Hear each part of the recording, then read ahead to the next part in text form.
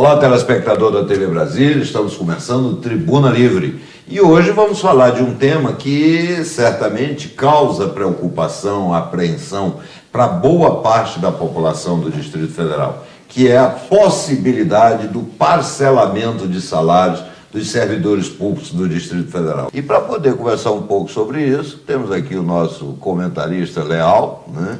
E um convidado muito especial, está todo arrumado, né? Veio para cá, que é o doutor Vieira. Seja muito bem-vindo, Vieira. Obrigado, doutor Ribeiro, pelo convite. Você viu que o Vieira está todo arrumadinho aí, né? Olha o cabelo dele, ó. Tá. É porque o salário dele não vai ser parcelado. Não, né? O salário dele não será parcelado. Que bom. Porque... É porque ele é servidor do governo federal, né? Certo. É isso, Vieira? Sim, eu sou da área de Auditoria Federal. Você falou num ponto aí que eu fico impressionado com... Raimundo, eu estou com 66 anos. Fiz agora. Não digo nada. Você acredita que ele tem, Vieira? É isso? Tem, 66. Eu lhe dou no máximo 65. Coisas importantes com 66. Lembra do Fusca Modelinho? Eu daria 59. Tá 59? Tu lembra do Fusca Modelinho? Lembro. Era 66. Lembro, eu era criança e via. Então, né? a Rota 66 Lembro. é 66. É 66. Então, quer dizer... Vieira lembra disso também, né? Lembro. Então, Raimundo, eu fico impressionado olhando esse meu país. A essa altura do campeonato, que nós já caminhamos tanto em competência, porque temos competência. Nós temos uma sociedade ajustada, Raimundo. Nós temos hoje cabeças pensantes. Eu fiquei impressionado agora em Portugal, numa cidade chamada Covilhã, no interior de Portugal. Tem uma das escolas, Raimundo, de maior eficiência na área de aeronáutica, que distribui hoje inteligência para o mundo inteiro. Sabe de onde foi copiado isso? Do Brasil. E ninguém sabe. Ou seja, nós temos tudo para não ser o que estamos sendo. E quando você vê um fatiamento de salário na capital do país... não é em qualquer cidade, não, né? Na capital do Brasil, país. Né? Aí me assusta, porque eu fico perguntando. Nós recebemos recursos aqui vindo do governo federal. É verdade. Porque todos os estados contribuem para que a gente tenha um receptivo a todos. O Congresso, o Legislativo, né? O Judiciário. Então veio para cá. Segurança, saúde, educação, tá aí. Eu pergunto, e como é que está se administrando esse recurso? Para uma altura dessa do campeonato, que a gente, desde o início do governo, falando que não tinha dinheiro, foi fazendo economia, que em algum momento esse dinheiro vai surgir, nós estamos prestes a terminar o mandato do atual governo e dividindo o salário. Então, só para situar o nosso telespectador, o governador Rodrigo Hollenberg está propondo que... quem ganha até R$ 7.500 por mês continue recebendo o seu salário até o quinto dia útil do mês. Quem ganha acima disso teria o salário parcelado em 2 vezes, o pagamento seria parcelado em 2 vezes. E 78% dos servidores está nessa faixa. Está na faixa de 7.500, né? E 22% estaria acima dessa faixa. Mas nós temos uma questão, e aí é que eu queria começar esse debate. Brasília tem fonte de arrecadação através dos tributos. E tem também, e é a única unidade da federação, e isso é importante que a população saiba, né? Tem um negócio chamado Fundo Constitucional. O Fundo Constitucional foi criado está lá na lei, não sei eu que estou... Está lá na lei. Para financiar as atividades de segurança pública no Distrito Federal. E, no que for possível, as atividades de saúde, de educação e tudo, notadamente na questão da manutenção, a questão salarial, né? Mas, enfim, o foco é segurança pública, E aí, o que aconteceu já com essa proposta do governo? Já surgem novas notícias. Por exemplo, o governo diz que nós não teremos parcelamento para a área de segurança. Por que ele diz isso? Porque a área de segurança tem uma lei e tem um dinheiro que todo mês é repassado. Se ele parcelar, pode a qualquer momento ser interpelado pelo governo federal, que vai dizer, uai, mas eu repasso e você não passa, que história é essa? Tem que pagar, né? Que é um dinheiro carimbado. E, além disso, tem também uma outra situação, que é os procuradores do Distrito Federal, lá em 2015, quando se falou a primeira vez em parcelamento de salários, os procuradores entraram na Justiça, conseguiram uma liminar que garante que o salário deles não poderia ser parcelado. Essa liminar já dura 2 anos, quer dizer, o que retira dela a substância da precariedade, porque liminar é uma coisa precária. Enfim, o tema é esse. Governadores que não têm dinheiro. Nós temos o Fundo Constitucional, que injeta bastante recursos aqui. Nós temos a arrecadação. Vieira, o que está acontecendo? Na verdade, deputado Raimundo Ribeiro... Você que, inclusive, é da área, porque você é da área contábil, atuarial, né? É verdade. Eu volto a falar novamente, deputado Raimundo Ribeiro, que tudo isso é má gestão. O governo do Distrito Federal está preparando o Distrito Federal de uma forma negativa para o próximo governo que entrar. Porque o Hollenberg hoje já é considerado um ex-governador, por essa má gestão que ele vem fazendo. E esse fatiamento salarial dos servidores, o que vai ocorrer no Distrito Federal é uma chuva de ações judiciais que vai ficar um ônus muito pesado para o governo, para o próximo governo que entrar. Ele não está analisando esse aspecto dessas questões judiciais, porque o salário é um bem que o servidor tem caráter alimentício. É um caráter alimentício, é um bem que o servidor já conta com aquela quantia certa todo mês. E o governo ainda vai fatiar esse pequeno salário desses servidores. Isso a justiça poderá decretar como crime uma situação dessa natureza. Porque dinheiro tem, o que falta é ser aplicado na área certa e correta. O problema de Brasília realmente não é falta de dinheiro, não. Não significa que se está nadando em dinheiro, mas você tem a arrecadação e você tem um fundo constitucional. Mas o problema realmente é a questão de gestão. Tem uma série de ações que podem ser evitadas e elas são custosas, elas são onerosas. Por exemplo, hoje nós temos uma lei, nasceu com a medida provisória 759, que permite, se o governo quiser, regularizar os condomínios do Distrito Federal, né? Essa lei, ao permitir isso, abre uma janela para, primeiro, resolver definitivamente o problema que angustia 1 milhão de pessoas no Distrito Federal, que são os moradores de condomínios, né? E a arrecadação. E segundo, permite ao governo arrecadar. Só que, quando o governo começa a se mexer, a gente percebe que quer cobrar valores exorbitantes, a gente percebe que por trás dessa cobrança de valores, ele quer tentar recuperar, quer usar isso para recuperar o prejuízo capital da TerraCap, que está num estado terrível, por má gestão. Tudo, né? E o objetivo da lei de regularização de condomínio não é recuperar a TerraCap, por mais importante que seja esse tema, não é dar dinheiro para o governo, o objetivo é resolver o problema, que é o papel de qualquer governo. E outra coisa, quando você regulariza, no primeiro momento talvez você tenha um susto de um pseudo-prejuízo, um falso prejuízo. Deixei de arrecadar. Não, mas você vai dar uma arrecadação constante após essa regularização, que é o que qualquer cidadão, eu pago IPTU a vida inteira, eu nunca tive uma área irregular ocupada. Eu, particularmente. Então, me incomoda eu pagar e outros não pagarem. O que eu estou tentando mostrar é o seguinte, na verdade, o governo não arrecada mais porque ele próprio cria dificuldade para ele. Quando o governo é ruim, deputado Raimundo Ribeiro, falta Você está sendo generoso, né, chamando de ruim, né? Falta muita coisa. Falta criatividade, enfim, falta uma visão de futuro. Enfim, o governo ele está trabalhando de uma forma interior, ele não está trabalhando para o povo.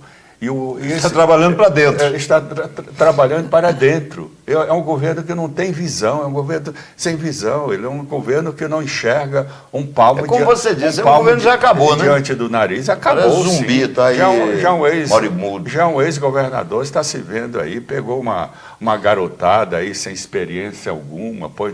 Outro dia nós tivemos uma reunião com o secretário de modernização para ver essas áreas que estão sendo ocupadas no Distrito Federal, aqui no Lago Norte, e foi um secretário sem a menor expressão. Isso é porque é de modernização. Sim.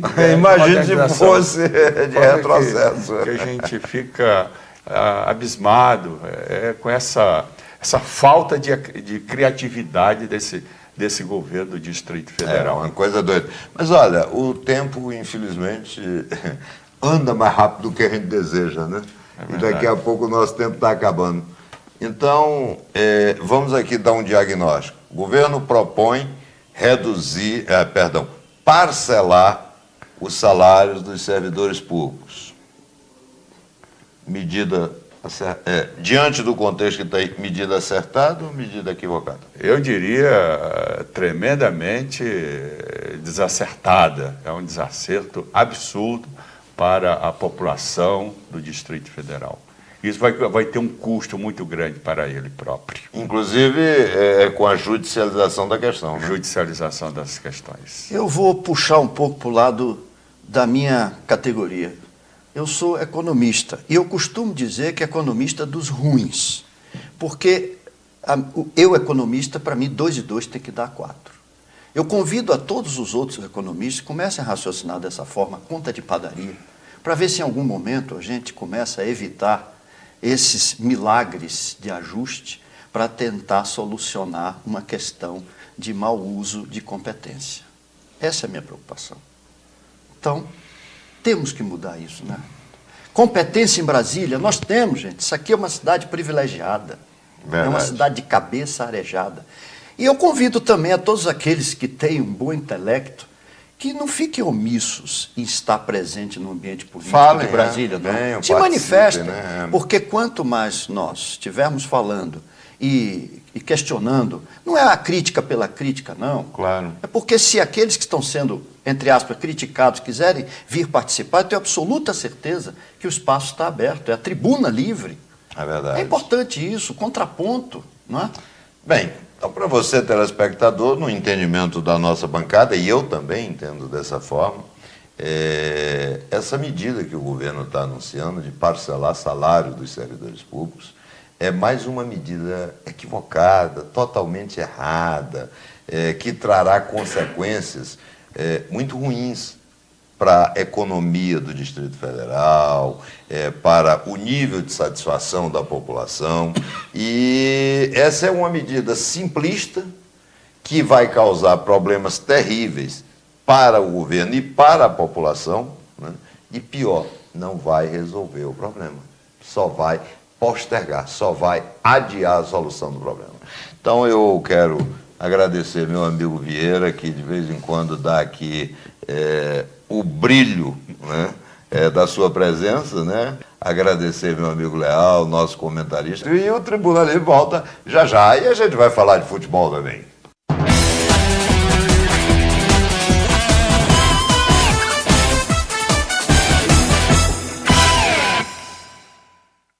Estamos de volta com o Tribuna Livre. Agora vamos falar um pouquinho sobre futebol, mas começando aqui, mostrando o nosso permanente comentarista, Everson Cordeiro.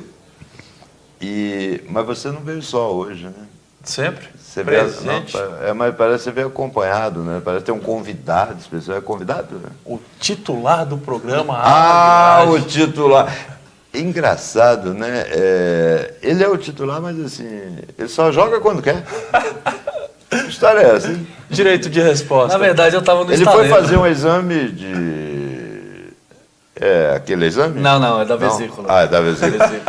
Mas tá perfeitamente, pode sentar, tranquilo, não tem tranquilo, problema. não tem problema quanto a isso não. Quanto a isso aí, Bem, Totalmente recuperado. Bem, então, depois desse boletim médico né, do Alan, né, em que se esclareceu, porque o pessoal manda e-mail perguntando. Por que ele não foi dessa vez, Por que ele né? não foi e tal, né? Você não estava em viagem, você estava... Não, eu viajei primeiro de férias e depois eu fui fazer uma intervenção cirúrgica da vesícula e acabou que eu tive... mas eu acho que o nosso telespectador não tem interesse nesses seus roteiros, não, né?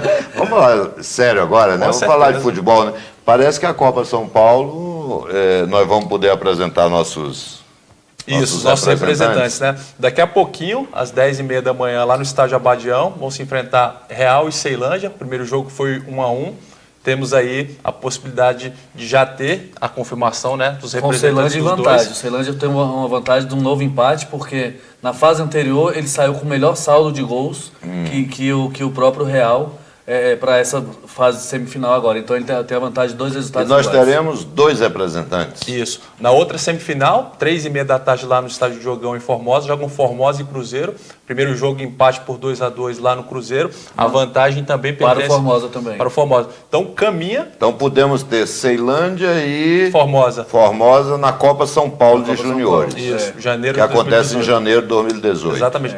Se forem esses dois, o futebol de Brasília vai estar muito bem representado na Copa São Paulo, assim como se por acaso passar Real e Cruzeiro, também estaremos bem representados, porque são equipes que fazem um trabalho de base muito importante aqui e, enfim, vamos ver qual que é o desempenho que essas equipes vão ter representando Brasília na principal competição de juniores do Brasil, né? Que bom. Agora fechou o primeiro turno do Campeonato Brasileiro, né? Isso, agora a situação... O Corinthians, o time chato da gente assistir, né? É verdade. Todos os times agora estão com 21 jogos, né? Teve aquele jogo pendente do meio de semana entre Chapecoense e Corinthians. O Corinthians foi lá e ganhou aos 45 do segundo tempo. Um gol chorado. Não, foi mesmo. Assim, ninguém nem esperava mais. Mas aí é o que eu costumo dizer, comparando-se duas equipes do futebol brasileiro hoje que não tem esse grande elenco, não tem grandes estrelas no elenco, mas fizeram uma boa base, formaram uma boa base e deram a liga que a gente fala no futebol, que é tanto o Corinthians quanto o Botafogo. E o Corinthians está sabendo aproveitar isso nos pontos corridos, que é mais difícil, né? Essas equipes têm um coletivo muito organizado, né? O Corinthians, eu fiz questão de assistir 2 jogos do Corinthians contra o Vitória, né? E depois vi alguns momentos do jogo contra o Avaí. O Corinthians não interessa o adversário. Ele joga sempre da mesma forma. Ele defende com 9 ou 10 jogadores. Ele entrega a posse de bola para o adversário. Ele entrega e fica esperando o erro que fatalmente acontecerá. E aí ele é de uma eficiência. Mas aí Raimundo, há de se acreditar um trabalho muito bem feito no futebol atual. Que muitas vezes nós torcedores, analistas aqui do lado de fora, a gente não costuma observar. Mas é a análise de desempenho que os clubes fazem.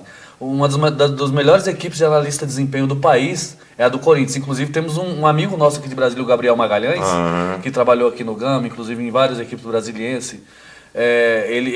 Eu estive conversando com ele há poucos dias atrás. Eles passam 2, 3 semanas analisando 3 partidas anteriores do adversário para entender realmente a forma daquele time jogar. No futebol de antigamente, e por isso talvez eles tenham se destacado, nós tivemos, eu sempre uso como modelo a Copa de 70, que vocês não devem ter Só assistido. assistimos por vídeo. Só pelo YouTube, né? Eu tive verdade. o privilégio de assistir ao vivo. Na Copa de 70, o Zagallo era o treinador, né? Primeiro foi o João Saldanha, que montou o time, então depois entrou o Zagallo.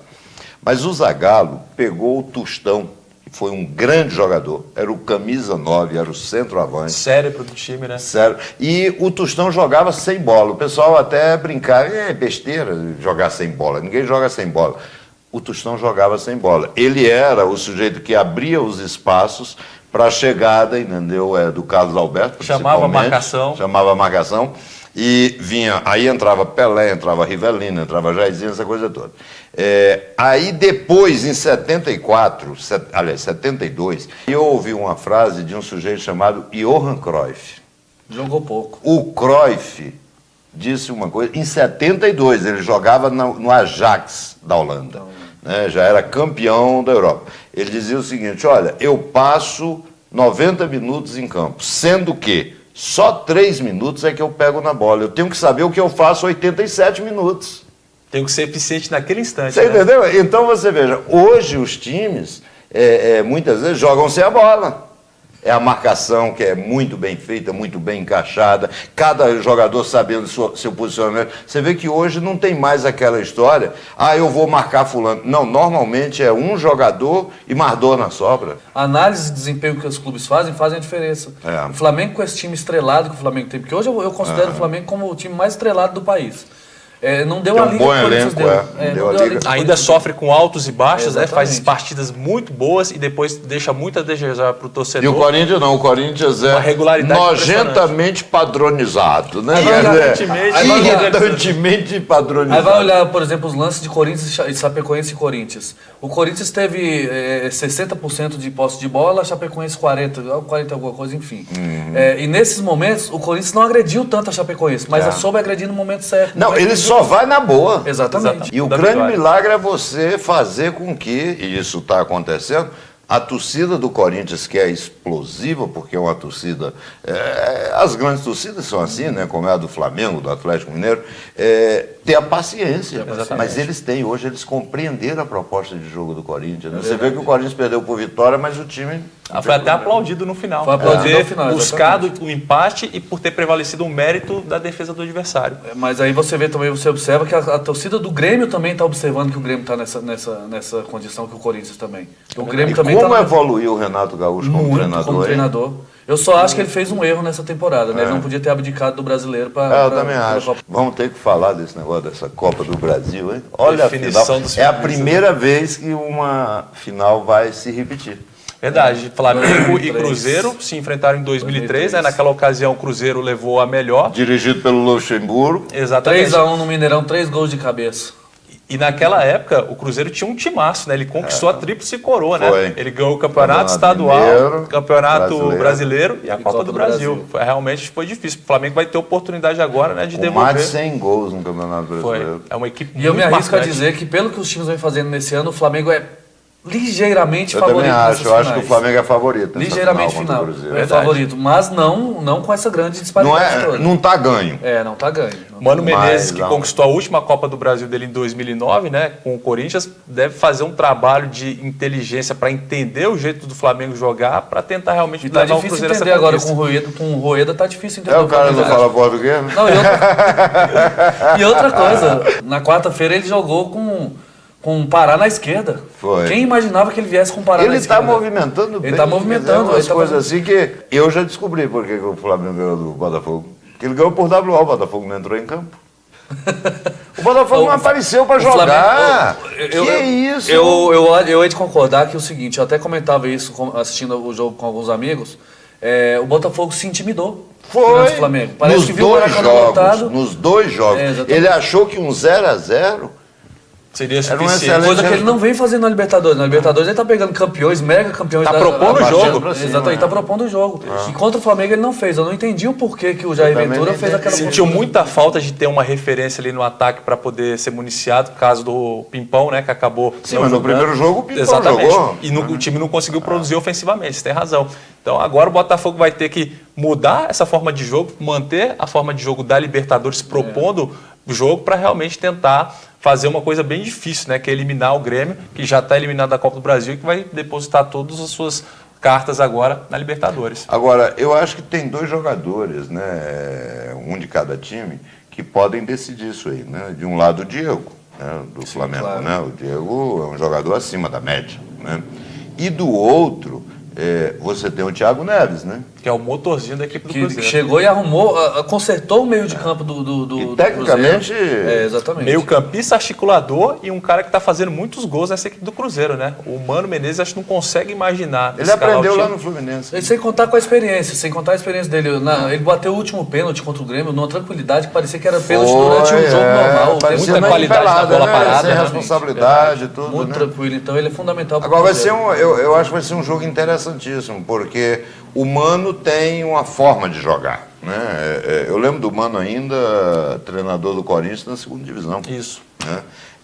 Esse outro treinador do Flamengo, a gente vê que ele é ousado. Né? Ainda não dá para você ver exatamente como é que, porque foram só 2 jogos. 2 né? jogos, isso. Mas a gente percebe que ele é um treinador ousado.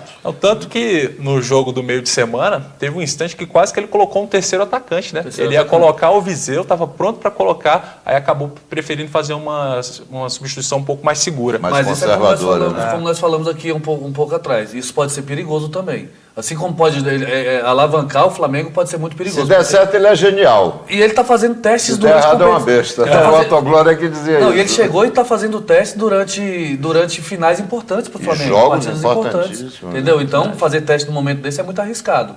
Mas pode dar certo também, ele pode ir à glória. Mas por enquanto está em lua de mel. Está em lua de mel, por enquanto. Com a torcida, né? Porque jogou 2 vezes, ganhou as 2, né? A torcida só não gostou dele ter colocado e tirado o Vinícius Júnior na primeira partida contra o Botafogo, né? Mas ali não tinha como, né? Porque tinha que tirasse o Viseu. Tinha que tirar o Viseu. O goleiro foi expulso, né? Não concorda que tirasse o Viseu? O Viseu estava cansado, mas estava com mais ritmo de jogo. A torcedor até que entendeu aquele gesto dele de retirada do Vinícius Júnior como se ele estivesse queimando o jogador, né? Achando que ele não poderia produzir mais depois que entrou e tirou. O grande problema é porque todos nós torcedores somos treinadores, né? Todos nós queremos tomar o lugar do E a gente não está no dia a dia também, a gente não sabe também o que se passa no dia a dia dos treinamentos. Exatamente.